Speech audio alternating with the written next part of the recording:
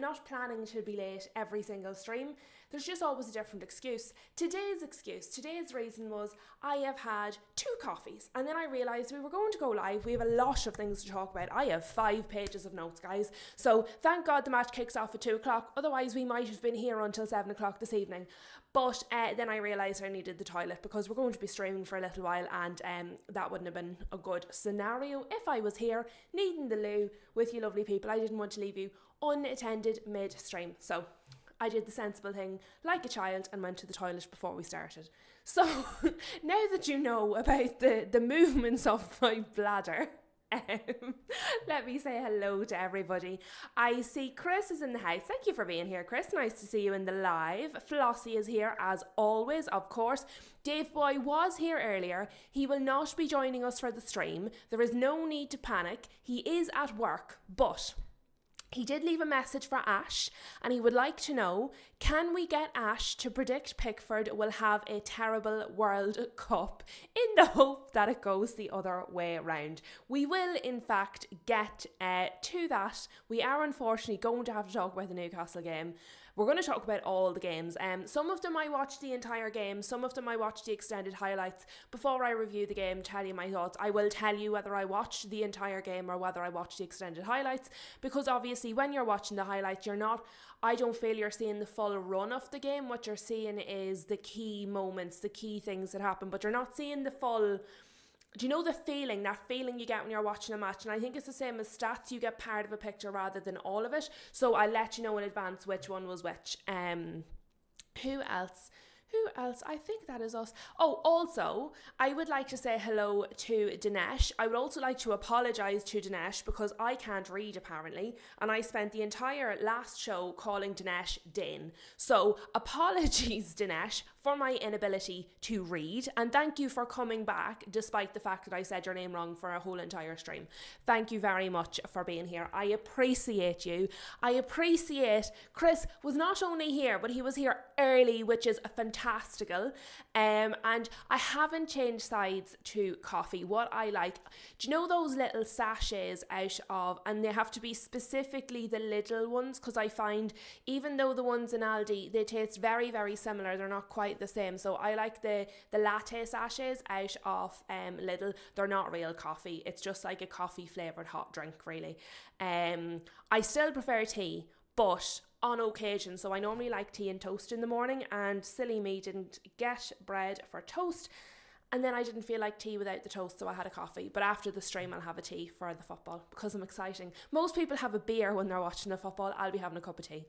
But I have gone off on a run myself about my morning beverages and routine. So let's talk about the football. So we've loads and loads to talk about. As I said, obviously, United are kicking off at 2 o'clock, as are a number of other games. That's the one I care about. What else is at 2 o'clock? Brighton Forest and Fulham Spurs. So obviously, Kate and Jimbo will be watching that. Dinesh says, I like the name Dane. No worries. Thank you very much, friend. Do you know what it is? See, when it's all the letters together, sometimes I don't know where the first word ends and the second word starts. And so you kind of have to guess a little bit. But then I saw Chris greeting you, Dinesh, and I was like, oh, well, that makes so much more sense. Like, it literally makes so much more sense. Silly me. And then obviously later we do have the Arsenal-Chelsea game. And straight away Dinesh is saying, I think Spurs can win today. Well, I'll tell you what, Gary and Kate and Jimbo and all of our lovely Spurs friends would be delighted to hear you saying that. So they'll be feeling that positively. But obviously the one I'll be concentrating on is United versus Crystal Palace. I expect to absolutely smash them. I expect it to be 3-0, partially because we're on a good run of form, but mostly because Glasner is trying to dismantle Crystal Palace from the inside out. And if they manage to actually beat us, it's nothing to do with good coaching, and we have no excuse. So yeah, I think we should be beating them and beating them well. And if we don't, it's our problem, not nothing else. There'll be no excuse if we don't beat them today. Now, I work on a Saturday, as most of you know, because I complain about it every single week. So it'll be hard for you not to know at this point that I work on a Saturday. However, because I work for myself, I'm in the shop and I have the football playing on my very legitimate stream in the shop. So I actually watched the Bournemouth-Sunderland game at 12:30 yesterday. Most people probably wouldn't have watched that because, you know, Bournemouth-Sunderland, but It was actually a very good game. However, I have in fact skipped one of the most important results of the weekend so far because we were live, myself and Ash were live at the time this game was ongoing. However, it finished, and let me show you, this is somebody else's TV, it's not mine, but I saw it on X and I thought, you know what, good idea. So, Wolves beat Aston Villa 2-0. Can I just say, somebody called that, didn't they? Somebody said Wolves are going, now I think I said 2-1, but I said Wolves were going to score 2 goals. I said Wolves were going to win, and I said 2 weeks ago Aston Villa are going to drop out of the top 5. The minute they hit the stumbling block, all of their momentum dropped. Therefore, I'm telling you, they're coming out of the top 5. Absolutely, 100,000,000%. I did have, I have it there. So, congratulations to Wolves. They are officially not the worst ever Premier League side, which obviously is quite a sad thing to have to be happy about. But I don't mean that in a sense they shouldn't be happy. I mean, I'm sure they wish they were celebrating other things. I'm sure they wish they were celebrating getting out of the relegation zone. I'm sure they wish they were celebrating like the way Sunderland are celebrating, knowing they're definitely not going back down. Aaron is in the house. Welcome, Aaron. But yeah, so I'm sure they would love to be celebrating something else. However, this is such an important thing. Welcome, Matthew. I see you there. It's such an important result. They've been beaten with this worst ever Premier League side all season. Now, even I mentioned, and I love Wolves, as you have noticed. I love Wolves. I love an underdog. But they've been beaten with this all season. It's been talked about all season. Worst ever Premier League side. They're dismissed as like 3 points straight away. You see Wolves and everybody's going 3 points. And I have been here, and some of you have been here saying, no, they're playing really well. Ash has said, they're playing far better than their points would suggest.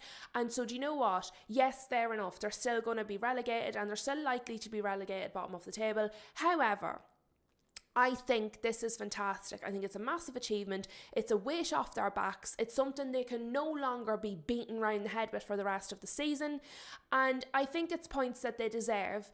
And the fact is, whether I think Villa are going to fall out of the top 5 or not, they are factually, are they still in third? They might not be anymore. But they were in third.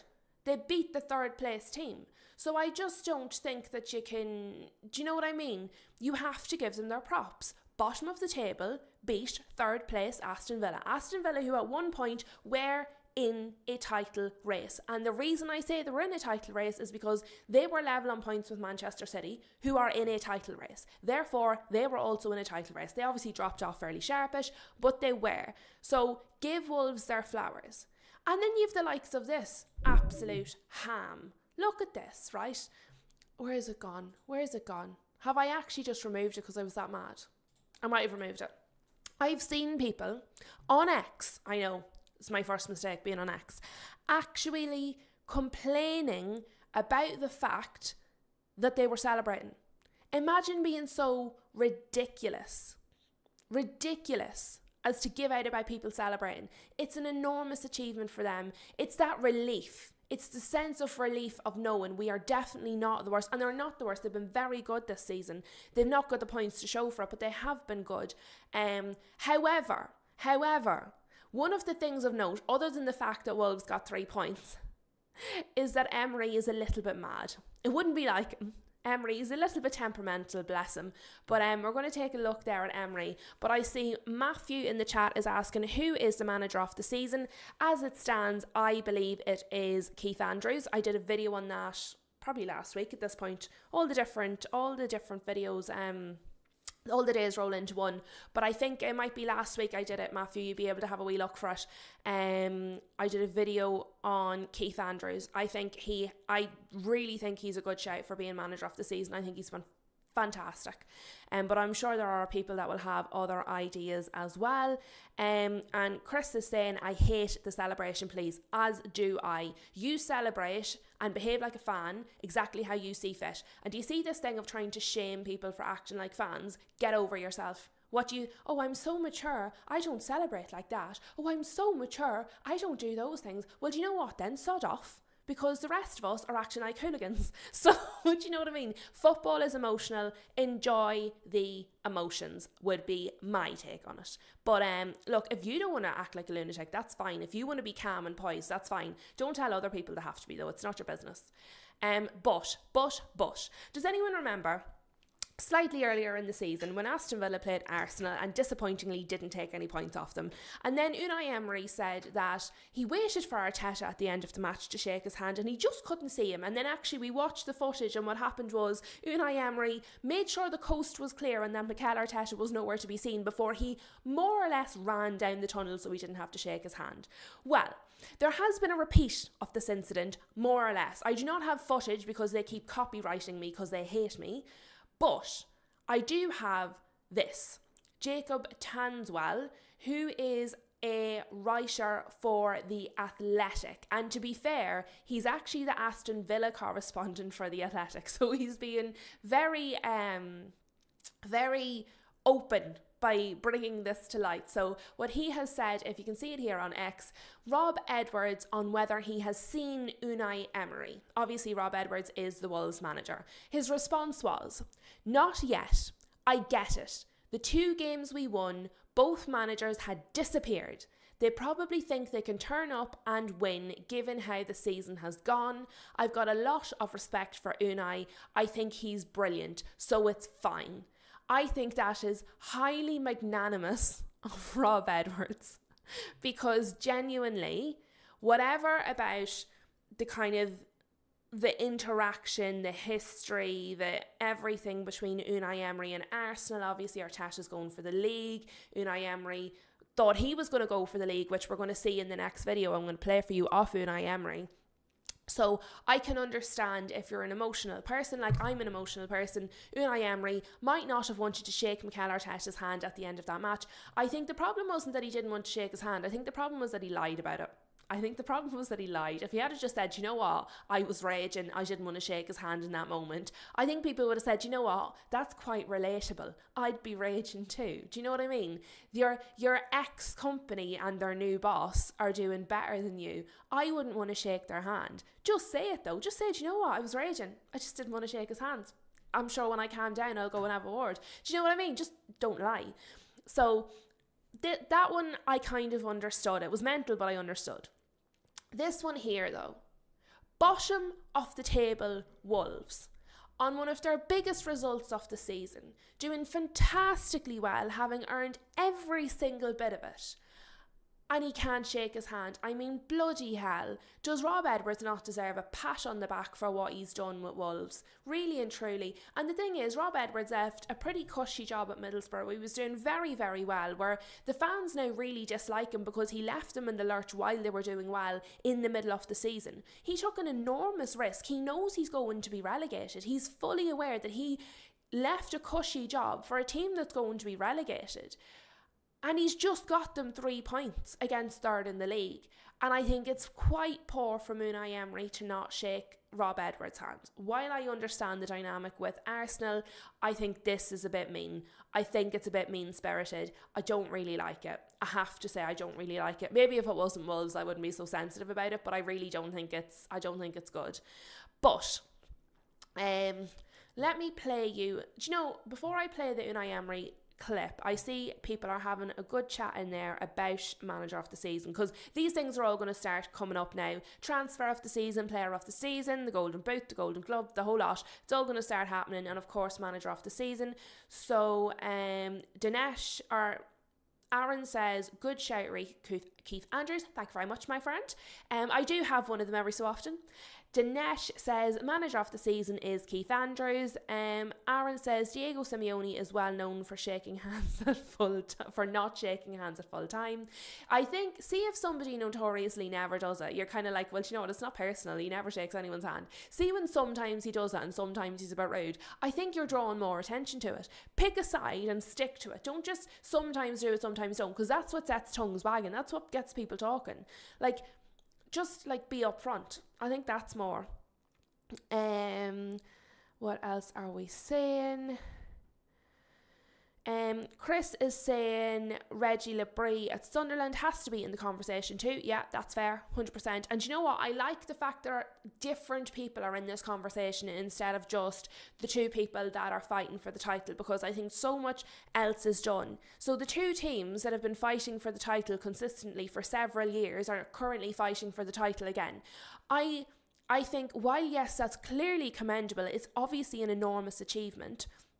I think very much the same in kind of the transfer off the season. And I'm not going to turn this into like a show, because we actually might do a show like that. Maybe myself and Ash, myself and Kyle, we'll have a look at it towards the end of the season. We'll do maybe a show like that, talking about all of these things specifically. But for me, like, Haaland is absolutely fantastic. He is an absolutely sensational striker, okay? There's no arguing with that. But when you see someone like Thiago, who is now on 18 goals, it's not that it's like more, but it's unexpected. He has outdone his expectations. He has exceeded the expectations drastically. Whereas I would say that while Haaland is having a good season, he probably isn't performing as well as most people expect from him at this point, the expectations he set from himself. So while he is doing better, I think he's underperforming his expectations, whereas the likes of a Thiago is overperforming his expectations. And I do think that has to be factored in as well. So like Pep and Mikel are not outperforming their expectations. I would say they're performing to what's expected of them. When you've the likes of a Keith Andrews or Simeone who are really exceeding expectations, I do think that has to be a major factor when talking about these things. So that's just my take. We will do a show. We will do a show on it. Sorry, I'm reading your comments at the same time as trying to finish my sentence. It's not good. I have to complete the sentence and then say that and then read your comments, because otherwise it doesn't work. I can't do it. Let me see. Jeanette says, if you don't win the title, it doesn't matter. If you were or weren't in the race, who cares anyway? It's gone. No, I don't think that it gets you like clout. I don't think next season are going to be like, well, these were the people in the race. I think obviously when you look back at history, you look at the winners. You rarely look back at who was second, third, fourth, etc. My point is that while the season is ongoing, it factors into everything. It affects everything throughout the season. It doesn't matter afterwards. It's not about getting clout or credit. It's about, it does impact the season as it's happening. So that's more where I mean. However, what I want to do is conclude on the Emery Villa, because there's so many other matches we need to talk about. Like, that was Friday. We haven't even got to Saturday yet. And lads, genuinely, I have to stick to the schedule today because I'm not missing the match. So we have to stick to it. So Unai Emery, this is his post-match after Wolves, okay? And the quote that, the main quote that Sky Sports News have taken from this is, 1 month ago, I was dreaming about maybe winning the Premier League. Now we are in the average to be in the top 5. Unai Emery reflects on Aston Villa's season so far, following their loss to, and there you go, to rock bottom was. I know they're rock bottom. I know they're right at the bottom. I know I've said this, but it just sounds so mean when you see it, doesn't it? At the Molineux. But let's play the clip. It's only a short one. Let me know if you guys can hear it. You should be able to, but just let me know in the chat if you can't. I was so happy, and I was so excited. Wow, to get the top 5 position and to keep it until the last moment in the season, and achieving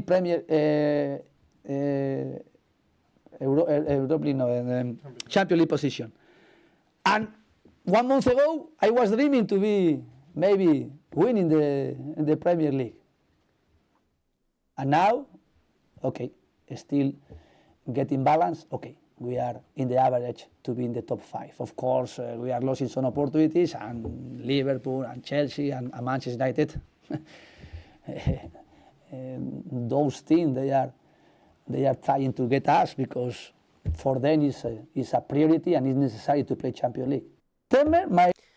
And so that's what I mean. You can see mentally he was preparing to fight for the Premier League. He's now actually having to look at fighting for Champions League. He thought he was going to win, and now he's not even sure if he's going to be in the top 5. And I think that's a completely legitimate concern, and I can understand why that would make you emotional, especially, as I said, when the team that's going to win, the thing that you thought you might be able to win, is your ex. So I can understand the frustration. I can understand why he's mad. But shake the man's hand. Don't be mean. It just felt a little bit mean. But I do understand.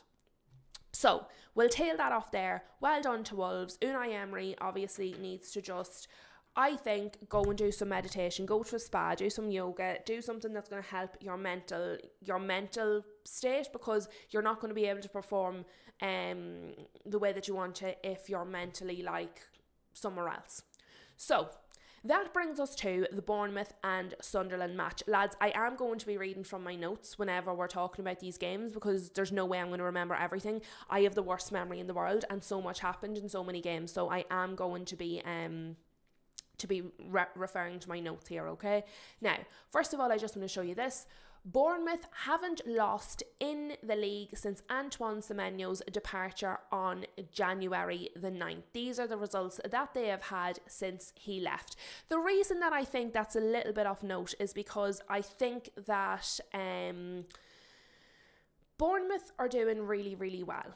And I think a lot of people thought when Semenyo left, including me, that it would have a massive impact on them mid-season. And obviously we've seen Semenyo go to City, and he is absolutely smashing it. He looks like he has always played at City. He has been fantastic, disappointingly fantastic. So you would think then Bournemouth would feel the difference. It would be a natural thing to expect Bournemouth to feel some sort of a difference or a dip when you lose a player of that quality. However, they haven't lost in the league since his departure on January the 9th. We are currently on the 1st of March. So that's a pretty big sort of achievement, I think is the right word. And I did just think it was a little thing that was worth noting. So well done to them for that. However, what I would say is they probably should have lost against Sunderland. Now, there was quite early in the match a push in the back, okay? A Bournemouth player pushed a Sunderland player in the box, in the back, okay? There was shouts at the time for penalty. It wasn't given, okay? VAR reviewed it and said it was normal contact. I would say it absolutely was not normal contact. He comes up and he shoves him in the back, okay? That's it. There's just no two ways about it. It should have been a penalty. It wasn't. And I actually think the referee in this match was terrible. I mean really, really bad. I actually think he's probably going to be refereeing Newcastle's next game, because that seems to be the level that they're getting at the moment. Really, I thought the refereeing throughout the match was terrible. It felt like the referee had no control throughout the match, and there was points where he just didn't seem to know what was going on at all. There was points, I think it was Jared Gillett? Yeah, it was Jared Gillett was the referee. He's normally alright, Jared Gillett. I don't normally have a problem with him. But there was genuinely points in the match where he actually didn't look like he knew what was happening. And I don't think VAR was helping him very much. He just looked really confused at points, and I thought it was a really, really bad refereeing performance from him. But the push in the back was quite early on in the match, and it just should have been given. It should have been a penalty. There's no doubt about it. Now, when it started, so the match kind of went in spells. So when the match started, Xhaka is back, which is obviously a massive deal, because Sunderland are just not the same team without him whatsoever. While he's been out, they've completely fallen down the table. Before he got injured, they were like high flying. From he's been injured, they dropped like a stone. And then yesterday, the difference in their performance having him back was incredible. So at the start, it was Sunderland. It was a spell for Sunderland. And then we had a spell for Bournemouth, and then a spell for Sunderland. It was very back and forth, the match. It was quite good. It was quite actually interesting. I was glad I did get start to watch it. But that push in the back, really, it should have been a penalty for Sunderland. Absolutely no doubt about it. And And just here, you know I love a bit of Paddy Power. I think they're quite funny. So Paddy Power, who are quite sarcastic in a lot of their posts, have put, so Sunderland were robbed of a penalty for a blatant push in the back. The referee has since given multiple free kicks for, checks notes, the exact same foul. And this is the problem. This is the problem. In the same match, the same foul is not being treated the same way by the same referee. That is where people become angry, because it's just ridiculous. It's the same thing. You're the same person. How can you have a completely different conclusion? This one's a foul and this one's not. Why? It shouldn't matter where it is on the pitch. A foul is a foul is a foul, and if you're giving it, you have to give all of them, not just the ones that suit you. But that was at I think around 10 minutes. It was quite early in the match.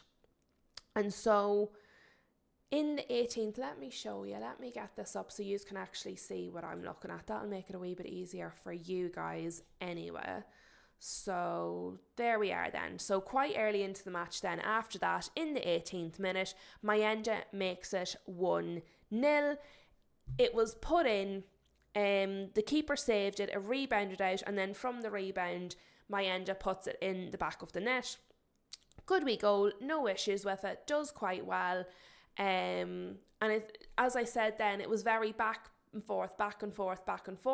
It does stay 1-0 until half time. Evan Nielsen is substituted on at half time, and in the 63rd minute he then makes it level at 1-1. So you're looking there at obviously effective substitutions from the manager, making the right decision at half time. But what I will say is just before that, so let me show this again. So this is where Evan Nielsen makes it 1-1. But what I will just say here, Adams foul, yellow card, and then Adams substituted off 4 minutes later, okay? It wasn't even 4 minutes, to be honest. This was when the foul happened. It took probably 4 minutes for the yellow card and the follow-up, and then actually he was substituted off basically immediately. There was no further play before he was substituted off. This was an incredibly intelligent decision by the manager, because as far as I am concerned, that yellow card was very orange and potentially could have been red. So Adams caught Xhaka on the ankle quite badly. I think the only thing that saves it from being a red is that he gets the ball first, but his follow through is quite bad. And he could have really hurt Xhaka. The way he follows through, studs up, he takes out his ankle. He really could have hurt him. It could have been really serious, especially since Xhaka is only just back from injury. So the fact that he only got the yellow, I think, was on another day with another referee, I think that could have been red. I think with another person in VAR, that could have been red. I think the only thing that saved him was that he got the ball first. But even then, it was very, very dangerous, and he really could have hurt him. So yeah, I think this was a good decision. Then obviously you get the goal. The goal was checked for handball, but obviously the goal was then given. I also found it interesting, Evan Nielsen was substituted on for half time, got the goal, and then was taken off in the 85th minute injured. So he wasn't ready. Now obviously they might think it was worth it because it was the difference, but I mean, talk about rushing a player back when they're not ready. So yeah, and then obviously the wee guy that was substituted on for him got a yellow card within, like, he was literally only on the pitch and he got a yellow card. But yeah, there was several times that Jared Gillett looked really confused. This yellow card was one of them, and I actually think Jared Gillett didn't see the incident properly. I think he was a little bit unsure. I think he didn't know whether it was a yellow or a red, and so he gave the yellow as a precaution.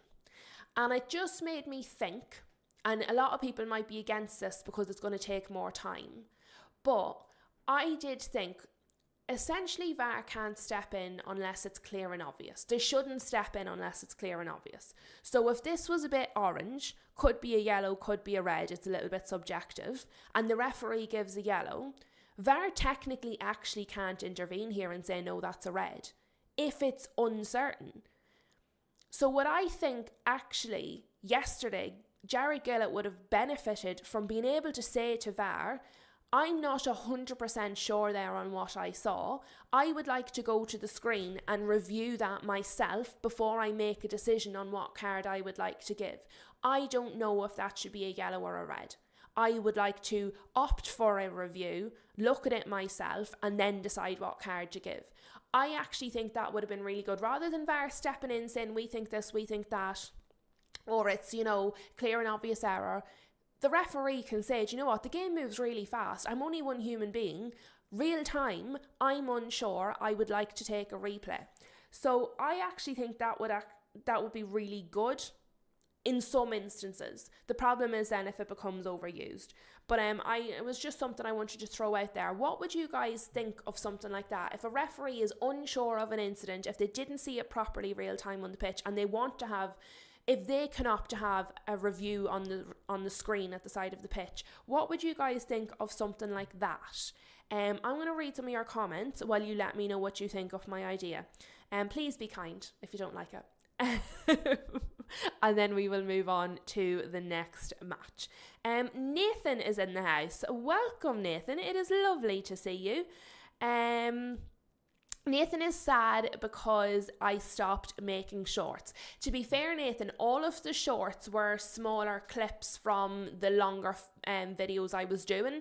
So when you're watching the lives, if you then were looking at the shorts, it would be the exact same thing. And because I do everything myself, so I work 6 days a week and I do this all myself as well, I just didn't have the time to be doing it, to be honest with you, because it's actually quite complicated to make them little shorts. It's easier to do this live stream than it is to do those shorts, which is why I have in fact stopped. But once you're watching the lives, you're not missing anything anyway, even if you're watching them on the catch up. Shem is in the house. Welcome. It is lovely to see you. Dinesh says VAR should intervene even if the ref didn't see it. But that's what I'm saying. They don't know. If he doesn't say to them, guys, I'm not sure, I didn't see it properly, they can't read his mind. They can't say, you didn't see it properly, have a look, because it wasn't clearly and obviously a red card. So therefore it wasn't a clear and obvious error. So therefore VAR can't intervene unless he says, I'm not 100% sure. Dinesh says, what if his ankle was broken? Then they would check the foul. Well, the thing is, we saw that this season. Van der Ven broke Isaac's leg and he wasn't sent off. So that's not necessarily the case. I understand what you're saying, they'd be more likely to check it, but it's not always the case, because we've actually seen a leg break this season that didn't result in a red card. So I think it would be nice to offer the referees the opportunity to have a review, say a 15-second review. That way you're not kind of taking so much time, but the referee can say, okay, I want to watch a replay on the screen, I go over 15 seconds, then I make a decision on what card I would like to hand out. Rather than actually relying on VAR to re-referee the game, let the referee have the information that's already readily available. With the technology that we already have on site, I think would be interesting. So, what are we going to talk about next? We are going to be talking about VAR today. But actually, just before I go on to the next match, this is the very last thing I want to talk about on this one. So, slightly related but not. So bear with me, I'm going to tie it all together afterwards. But referee Chris Kavanagh has been sanctioned by the Premier League for the second week in a row following his pathetic performance during Newcastle United's 3-1 FA Cup victory over Aston Villa. Now, we know Chris Kavanagh was not on the roster to referee last weekend at all. This weekend, he was the fourth official for the Liverpool-West Ham match, which we are about to talk about, while his assistant Nick Greenhalgh, so that was the guy who didn't put up the flag and didn't let him know that the foul, the handball, was inside the box and not outside of it. So he has been left off the schedule entirely for the second weekend in a row. So do you know what? I'm actually glad. It's nice to see, not about these specific people, but it's nice to see that it's actually been taken seriously, that it is 2 weeks, it's not just one and then back in. And what I would actually like to see is, are they being retrained? Is there extra training going on to help them not make these errors again? Are they being supported? So when somebody does something wrong, yes, okay, ramifications, punishment, consequences, whatever, but also retrain. Help them become better or they're going to do it again. So I would like to hear something other than punishment. I would like to hear something around retraining, or what actions are the PGMOL taking to ensure that it doesn't happen again. Particularly, as I say, when I see the likes of a kind of a pretty poor performance in terms of officiating in the Sunderland match. But I just thought it was interesting to take in there. So actually, Chris Kavanagh was a fourth official in the Liverpool-West Ham game, which I did, in fact, watch. So I watched the entirety of the Liverpool-West Ham game for my sins. So obviously we had 3 games yesterday at 3 o'clock. We had Burnley, Brentford, Liverpool, West Ham and Newcastle, Everton. I decided to watch Liverpool, West Ham because I fully believed and had convinced myself that West Ham were going to give Liverpool a tough time and that match might end in a draw. Unfortunately, I was incorrect. But Flossie is heading out. Catch you later, Flossie. But it wasn't quite like that. Now, obviously, the final score was Liverpool 5, West Ham 2. What I would say is that the score, I don't feel, accurately reflects the match. So, West Ham were very much in this match. Absolutely 100% in this match. And I actually think the score of 5-2 flatters Liverpool quite a lot. While Liverpool were the better team, I don't think it was by a long way. And I think there was large spells in the first half where West Ham were really, really, really attacking in it. Had they had a bit more luck or had they been more clinical with their finishing, I don't think Liverpool would have steamrolled ahead the way they did in the end. What I think is very interesting is that there was an awful lot of set-piece goals in this match. So we discussed Liverpool before the new year were actually the worst. They were the worst team for set pieces. They were scoring the least and conceding the most set pieces in the whole of the Premier League. So far in 2026, they're actually one of the best, if not the best, set piece team so far this part of the season from the new year, which is very interesting. But so the match had a lot of set piece goals. So the first one comes from a Liverpool corner that was never really cleared, and then in the 4th minute, Ekitike makes it 1-0. It then goes 2-0 from another corner. This time Virgil van Dijk. There was quite a bit of jostling in the box by both sets of players, but Virgil van Dijk puts it in from the corner to make it 2-0. Now, this one I think is interesting because in all the jostling that was happening inside the box, Gomez, who was in an offside position, was having a back and forth with the keeper. He was offside, he's interfering with the keeper, the ball goes in the back of the net, the goal is given. Now, we have seen earlier in the season where players are not even touching the keeper, but they might be in their line of sight, and those goals were chalked off. In this case, Gomez was quite literally putting his physical body on the keeper, and then it's given. I find that very odd. So if a player was in the line of sight but not even touching the keeper from an offside position, they would be considered offside. But if a player is quite a bit offside and physically manhandling the keeper, the goal is given and it's not offside at all. I think that's a bit mental. I think it's completely different to what they were doing in the start of the season. I think if you're interfering with the keeper in an offside position, the goal shouldn't count. So, very disagree with me. The goal counts, it's 2-0. I think it should have remained 1-0 at that point, and I think it might have swung the momentum a little bit, because you know when a decision like that goes against you, it can change the run of the game. I think it might have given West Ham a boost. You don't know what might have happened. We can't possibly say now. But it's 2-0 anyway, from 2 corners. I think the second one shouldn't have counted, but it did. Then we go 3-0, shockingly, another corner. So it goes in from the corner, out to Ekitike, puts it through for McAllister, who gets his goal. Obviously, McAllister scored in their last game as well, twice. One of them was chalked off and the second one counted. So this is another goal for McAllister, who I think is having quite a good spell at the moment. And Liverpool are 3-0 up. At this point, I did genuinely consider turning the match off because I thought they're 3-0 up. I'm going to switch over to either Newcastle, Everton or Burnley, Brentford. I was only watching this game because I thought West Ham might get something out of it. And then I thought, well, do you know what? I've started it, I might as well finish it. So I kept the match on. And thank God I kept the match on because the second half got very interesting. Very, very interesting. West Ham, as I said, had been attacking, had been threatening, had been doing very well the whole of the first half, but they still somehow went in 3-0 down at half time. However, when they came out for the second half, Souček makes it 3-1. West Ham have won back, and you're thinking, okay, maybe something crazy can happen. They'll get another. And then Gakpo makes it 4-1. And you're like, oh, now it's over again.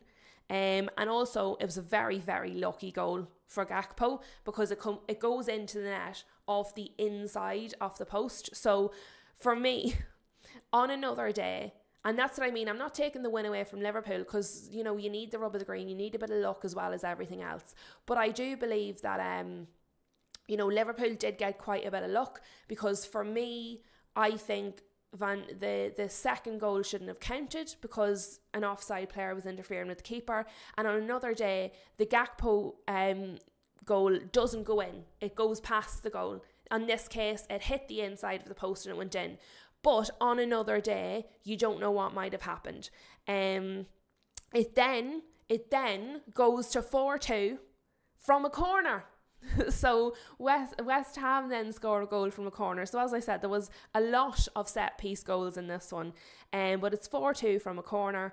At that point, I think if it still had been 3, if it had been 3-2 at that point, again, you might have a different game. But at 4-2, I still think Liverpool, you know, you're sort of expecting them as the game goes on to win. And then it's 5-2. So Frimpong takes a shot, goes in off to Sassy. 82nd minute, 5-2, Liverpool win the match. What I would say, it has to be the most uncomfortable and unconvincing 5-2 win I have ever witnessed. I have never seen a team score 5 goals and look so incredibly underwhelming. So while the scoreline is flattering, while it looks good on paper, I think this is why it's important sometimes to watch the match because you don't always get the feel for it the way you do when you're watching it, as if you just look at the stats or the highlights or anything else, as I said at the start of the video. So I've seen quite a few Liverpool fans basically saying, I'm happy with the result, but I'm questioning the performance and I'm still quite worried. I can understand that, and I think it's a fair take to have, and I think it's probably the take I would have as well. But I am going to go now to the Burnley-Brentford game. So what I have done for this one, I have watched the extended match highlights. I didn't watch the whole match because obviously I was watching Liverpool-West Ham. I have watched the extended highlights. I'm going to look at the key incidents that were in the match. If you feel any way differently, if you think I'm missing something, or like, you know, something intangible that you get only if you watch the whole match, do let me know. Get it into the live chat. If you're watching afterwards, get it into the comments. Let me know what you thought of everything I've said so far, of all the results, of all the calls, all the referees, all the managers, because my God, it was all going on. But Burnley-Brentford is the match I wish I watched because, oh my goodness me, what a goal fest. I know 5-2 is a goal fest, but 4-3 for Burnley-Brentford, absolute crazy carry on. So, literally from the kickoff, Fleming, who gave us a bit of trouble, I remember his name because he's playing well this season. Fleming for Burnley is doing really, really well. He's given a lot of teams a bit of hassle. He's somebody I'm keeping an eye on. He literally from kickoff started an attack and had a shot. So you kind of knew from that what kind of game we were going to get. When that's how it's happening at the kickoff, you do sort of know what's going to be happening then. But let me pull the match up so we can look at it together because there's a lot to look at here. There's an awful lot to look at here. So in the 9th minute then, as I said, from the kickoff, you had shots being taken. But in the 9th minute, Damsgaard makes it 1-0 to Brentford. Then in the 25th minute, Igor Thiago makes it 2-0 to Brentford. Now, in between that, so the Damsgaard goal goes in at 9 minutes. You then actually had a really, really good spell from Burnley where they were probing, where they were attacking, where they were shooting, where they were threatening. And then actually Igor Thiago takes it to the other end. He puts in his 18th goal of the season to make it 2-0 to Brentford. Obviously then, kind of confidence grows. 2-0 is a pretty good scoreline, but as we have learned this weekend, there is no scoreline that is safe in the Premier League. So to go 3-0 up, Shada here scores. What happens? It's a long throw from, I think it's Coyote that takes their long throws, isn't it? But it was a long throw, cleared off the line by Hannibal, but it was only cleared kind of into the scrum of players in the box, and Shada puts it in the back of the net. 3-0. We are then down the other side of the pitch.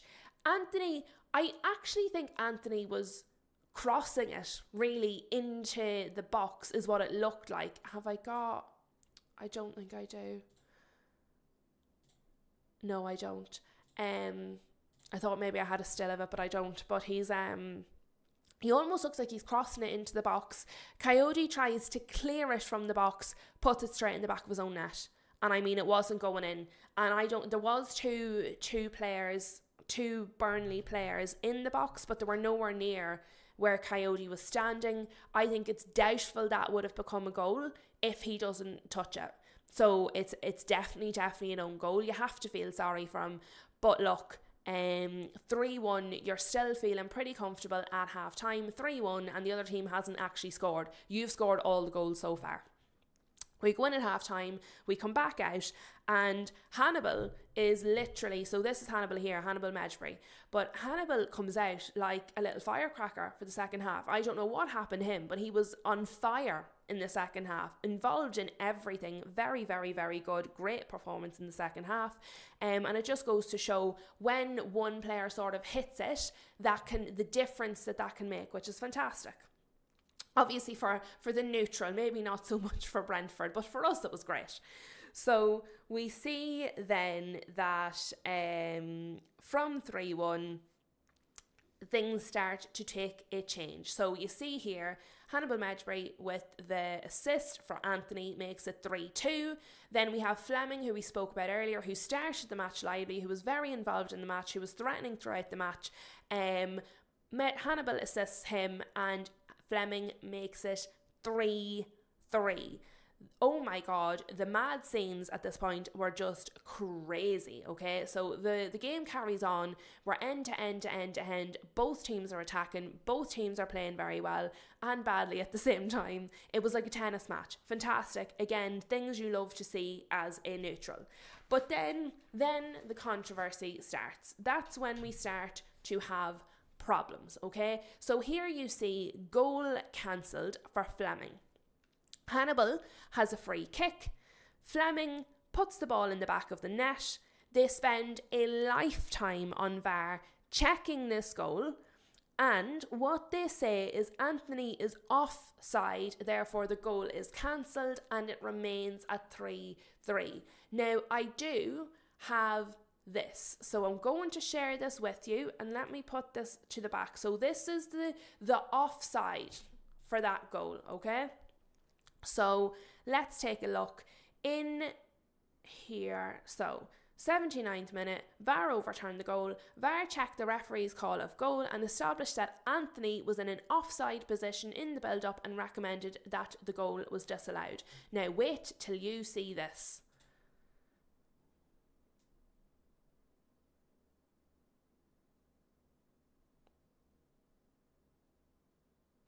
Now, Gaz is in the house. No Man's Sky Clippy is in the house. Hello, gang. Hi, guys. Thank you for calling in. Thank you for saying hi. And thank you for dropping your like. Much appreciated.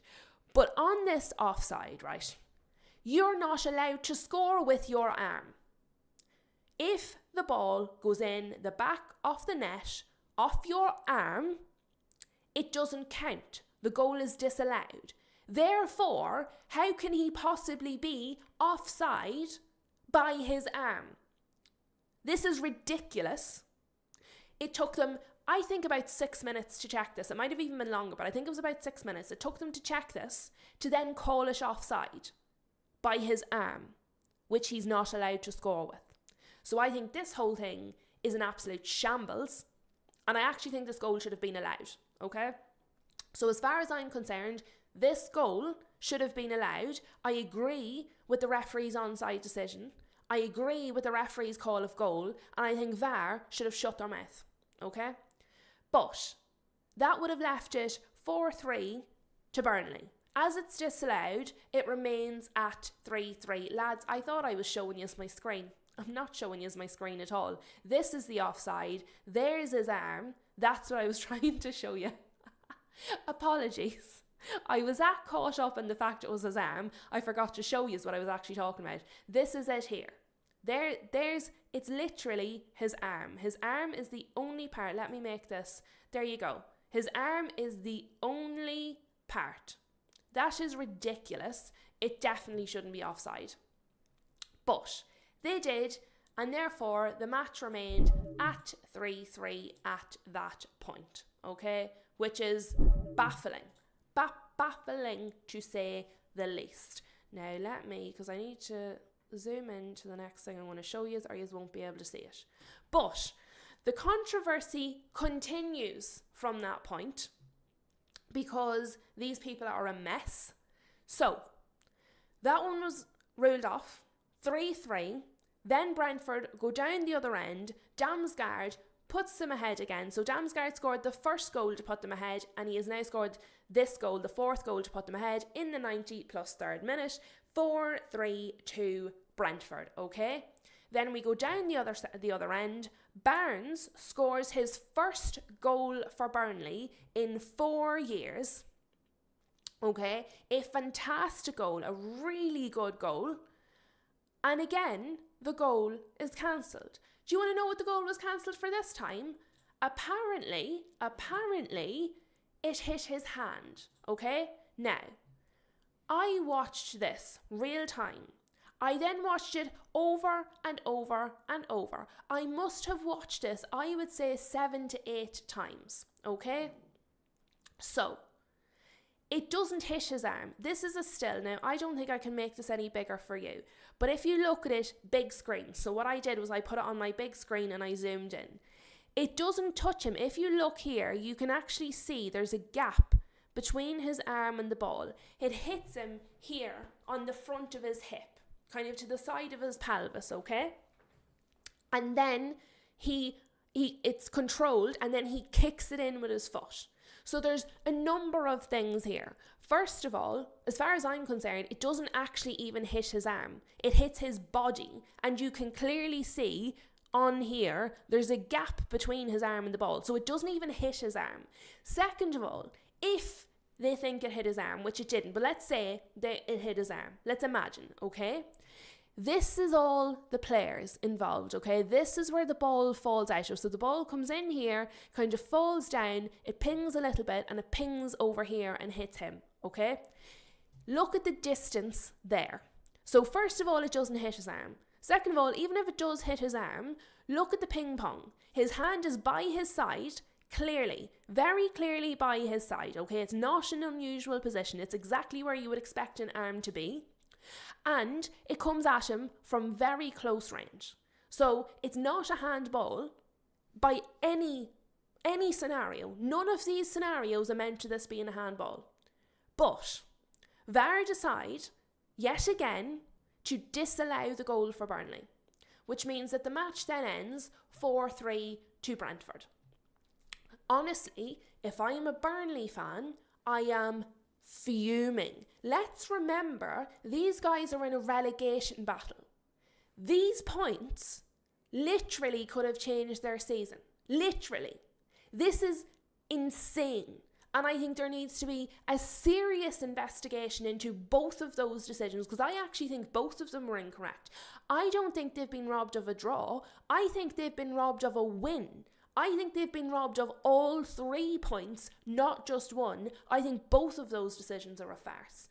Now, Let me see what you guys are saying. So Chris is saying 100% agreed, Lou. If you can't score with the body part that's offside, then it shouldn't be called offside. 100%, because we're logical humans. Mohammed says, I thought the rule was you can score above the sleeve.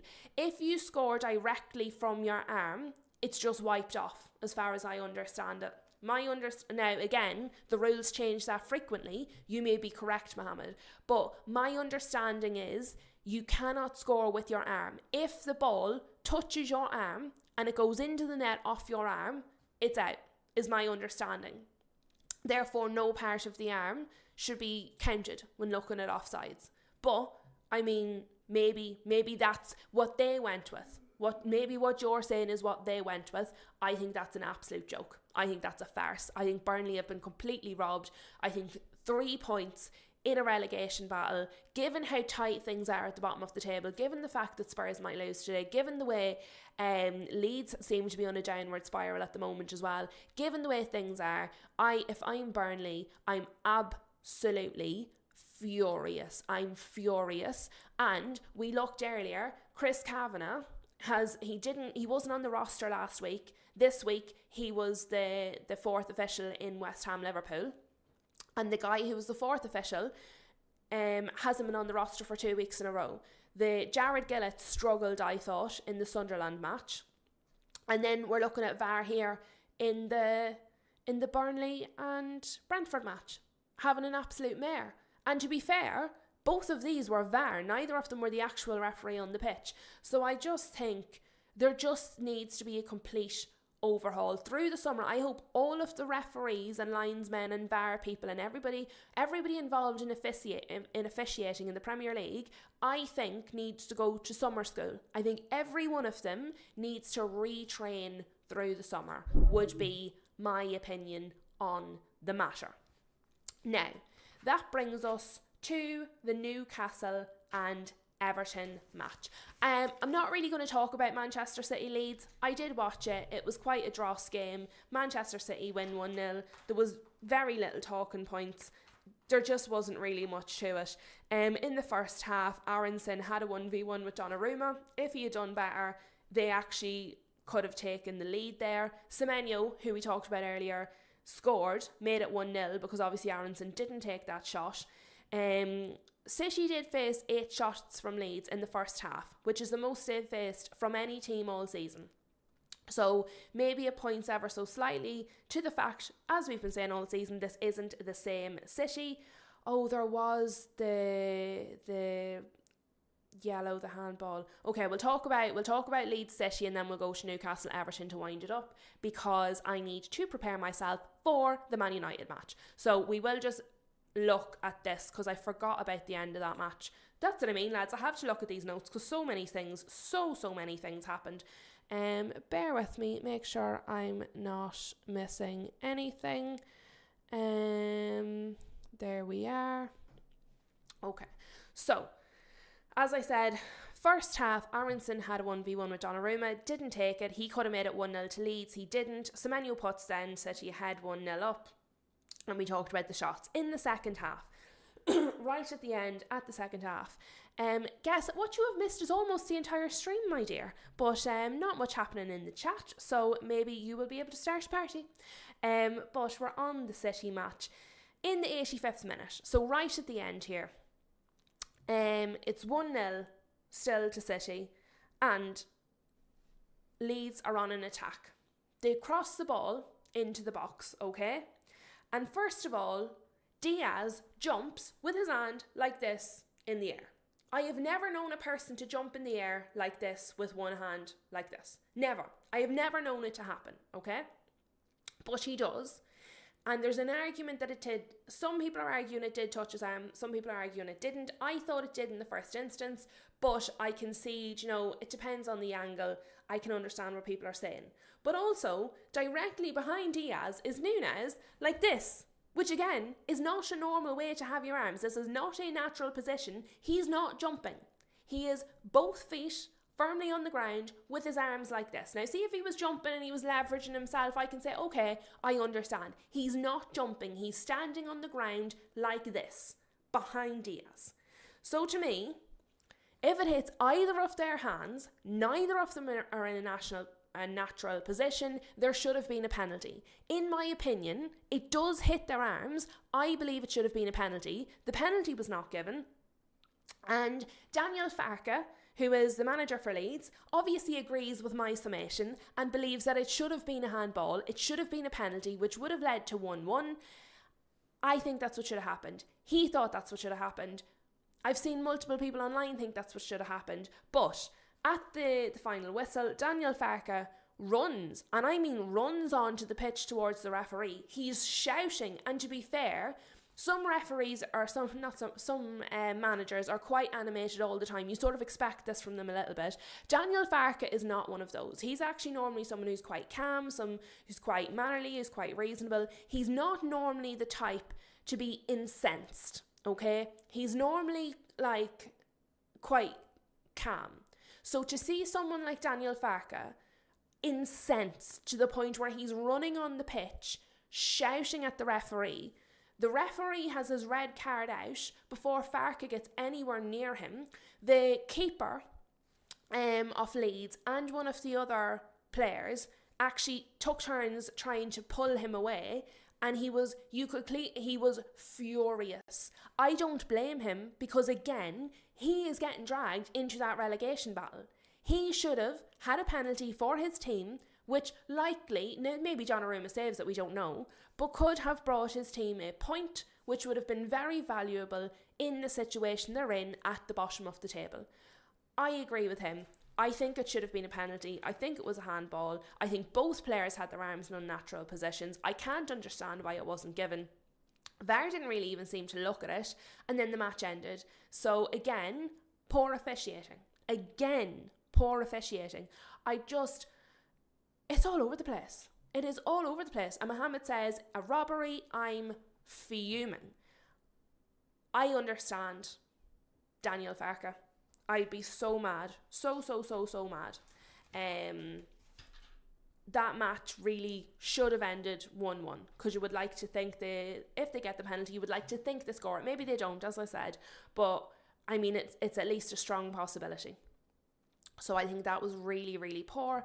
Bad officiating again, and it's impacting teams. It's having a real impact on teams where they're going to finish in this league. So, yeah, the matches were fantastic, okay? Now, we are going to look at Newcastle Everton. The matches have been fantastic, okay? The games have been very good. We have goals all over the place. And what I will say is, this weekend, so far, the goalkeepers have absolutely had to earn their money, because, my God, some of them have made outstanding saves. Some of those results could have been very different if not for the goalkeepers between the posts doing their job.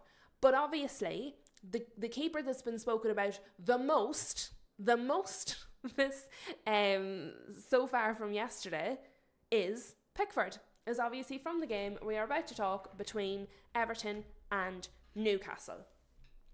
What I would just like to say, before we go kind of into detail, this is something I haven't seen a lot of people talking about, but to be fair, there's so many things to talk about, it's easy for things to get lost in it. But on this one, right at the start, so there's a corner to Everton. While the corner is being taken, Tarkowski is all over Nick Pope in the Newcastle goal. He's all over him. Now, Tarkowski did this consistently against Manchester United, okay? He got a yellow for it against Manchester United for doing this in our box. He got a yellow.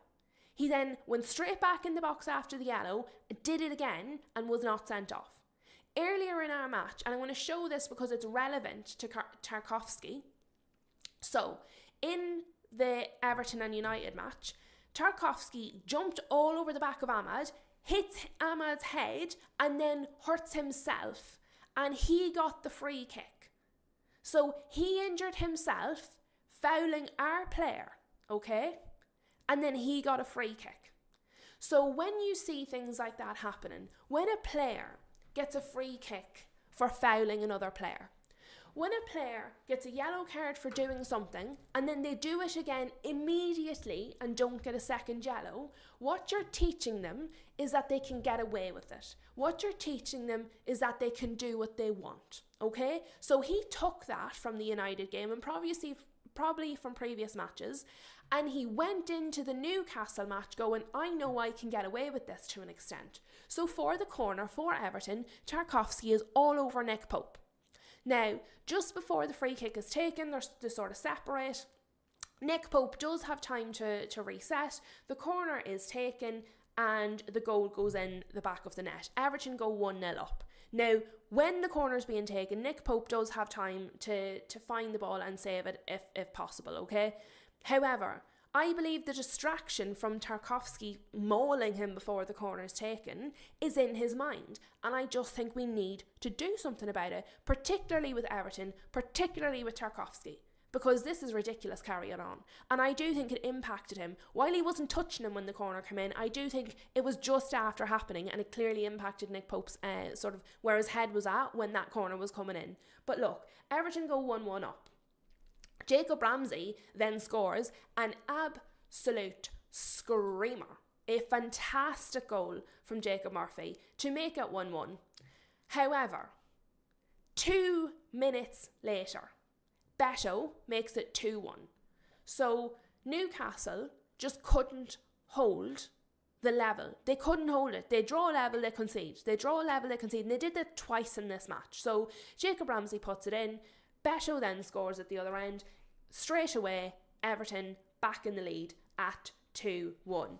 And what I will say is on this occasion, Pope for the second goal was horrendous. So McNeil puts in a shot, Pope spills it. And I mean, he spills it like a half a mile away. It's almost, he didn't throw it, but genuinely, he spills it so far, he had no chance to recover it. And then Beto gets on the end of it, puts it in the back of the net. And obviously the half then ends with Everton 2-1 up. The spell was terrible from Pope. Really, really, really bad. It wasn't good. In the second half, Ramsey is off. Willock is on through injury. The reason I mention that is more so it's another injury for Newcastle, which they absolutely just don't need. But at one point, the ball goes out of play. So Everton are on the attack. The ball goes out of play. Play is allowed to continue. And Beto takes a shot, okay? The shot goes off the top of the crossbar. But Pope does terribly because, again, Pope comes running out. But he gives Beto this whole side of the goal to shoot at. Now, Beto missed. You would like to think VAR, if it had gone in, would have intervened and said, no, that ball was definitely out. But again, how do you not see the entire ball being off the pitch? And also, Pope just didn't have a good game. He didn't have a good game. He really, really, really didn't. But who did have a good game was Jacob Murphy. Jacob Murphy makes it 2-2. He was assisted by Joe Linton. There had been a period of sustained pressure from Newcastle. They were shooting and probing. Jacob Murphy makes the most of it, scores his second goal on the day, and he draws it level again. But as I said, they don't last when they draw level, because 1 minute later, Barry makes it 3-2 to Everton. So let's just look at that, okay? So Everton go ahead from a corner where Tarkowski is mauling Pope, and I think actually it should have been stopped. But anyway, it wasn't. Then we have Newcastle drawing level. 2 minutes later, they concede again. Up here, Murphy draws them level. 1 minute later, they concede again. They just could not hold the lead. Jenny is in the house. Lovely to see you, Jenny. I am also glad that you are catching me live for the last few minutes anyway. But really, really concerning for Newcastle because they couldn't hold a lead. Pope had a terrible game. And I would say the 3 players that come out with a bit of credit, was I thought Joe Linton was very, very good. He was involved in everything positive for Newcastle. Jacob Murphy obviously scored the 2 goals. Very, very good game. Lewis Hall, very good. Again, very, very, very good. Now, I have seen quite a few people online giving out about Voltemada. He's the worst Premier League signing ever. He's this, he's that. First of all, he's absolutely 100% not the worst Premier League signing ever. I mean, I think we have about 5 of the top 10 worst Premier League signings ever just in the last 10 years. So he's definitely not that. He is also the guy, when Whistle was out injured, he is the only reason they were doing anything in the league. Don't forget, Newcastle had a really tough time throughout the season, particularly at the start of the season, and Voltemada was their only hope. So okay, the guy is having a bit of a run where he's not tip-top, where he's not doing as well as he was.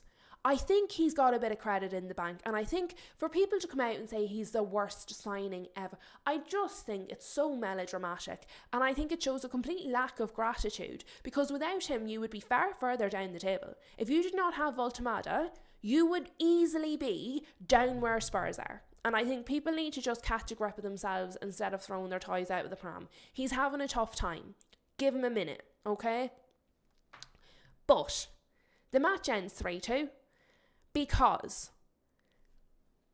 there is an unbelievable save at the end of the match. So, it's Tonali. I couldn't think of his name. The name Tonali just wouldn't come to me. Tonali, shoots a serious shot. Pickford makes an very, very, very good save. Very good save. And it keeps it at 3-2. On another day, they get their goal and it's level, they get the draw. Very, very good save for Pickford. But not only could they not hold a lead, not only obviously is Voltemada having a spell of poor form, not only did Nick Pope have a terrible game, they have picked up another injury. Willock has gone off injured, or Ramsey has gone off injured. They have another injury. That's a serious problem for Newcastle. And given the run that they're about to face, obviously myself and Ash have spoken about this a few times, they're going into a really, really difficult run. These are 3 points that they needed. This was their winnable match in that run, and they haven't won. I think that's really concerning for Newcastle. I think they've had a very higgledy-piggledy season, and I think there's going to be a lot of questions asked over the next few weeks of Newcastle because they have some difficult games and still picking up more injuries. So obviously myself and Ash will talk about that in detail on Friday, but I mean it's really just not looking good. And actually that was their 3rd defeat in a row at St. James's Park, which again is not good. So we will keep our eye on that, but it is 13 minutes until the Manchester United game kicks off. So I am going to leave you all there. I'm going to go and watch my team hopefully smash Crystal Palace because we need it. Hopefully we'll have another fantastic day of football. We'll have lots more to talk about. I will see you all tomorrow at 7:30. Have a nice day. Enjoy the football.